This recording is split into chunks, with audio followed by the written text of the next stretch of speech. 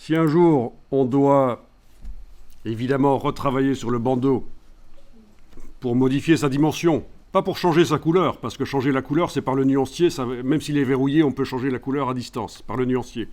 Mais si on doit modifier sa dimension, le bouger, il suffira de retourner dans le menu objet et de choisir tout déverrouiller sur la planche. Vous voyez en bas, là il est indiqué tout déverrouiller sur la planche, mais là vous ne le faites pas et on le laisse verrouiller. Donc les deux objets qui sont sélectionnés peuvent être déplacés facilement ensemble, et pour qu'on ne doive pas refaire chaque fois qu'on veut les bouger, refaire une sélection des deux avec le rectangle avec la flèche noire, on peut les grouper. Donc on va faire un groupe ici.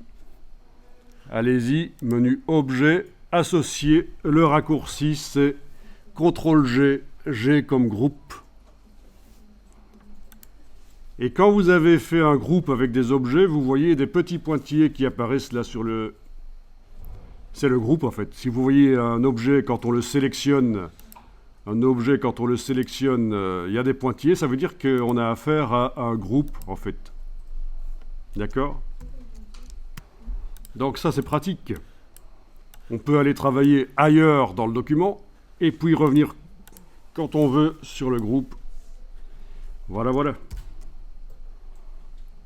Et si on veut repositionner le mot par rapport à l'étoile, si je le veux faire en diagonale par exemple, tourner le bloc qui contient le mot nouveau. Deux solutions.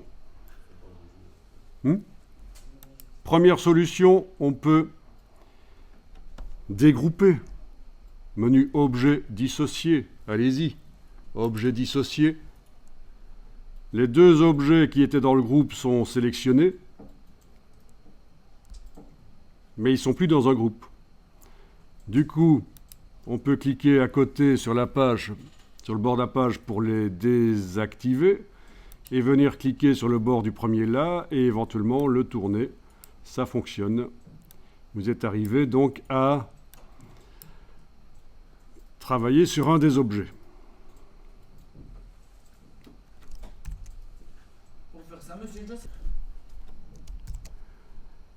Bien, on va regrouper les choses. On va faire différemment de tout à l'heure. Au lieu de faire un rectangle qui englobe, on va juste cliquer sur le bord du premier objet et avec la touche Shift enfoncée, la touche majuscule, vous cliquez sur le bord de l'autre et ils sont tous les deux sélectionnés.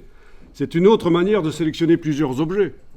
Au lieu de les englober avec la flèche noire, clic, majuscule, clic. Donc je vous rappelle que la touche majuscule, c'est bien celle-ci, celle-là. Ça, c'est la touche majuscule. On ne confond pas avec verrouillage majuscule. C'est bien majuscule qu'on a utilisé pour ajouter le deuxième objet à la sélection du premier. Ils sont tous les deux sélectionnés. Vous pouvez faire à nouveau objet associé. On a à nouveau des pointillés donc. Bon, ça fonctionne. On veut manipuler un objet qui fait partie d'un groupe. On dégroupe, on le manipule, on regroupe. Il y a une autre méthode, bien sûr. Parce que on n'est pas obligé, chaque fois qu'on veut manipuler un objet dans un groupe, on n'est pas obligé de casser le groupe, mais ça fonctionne.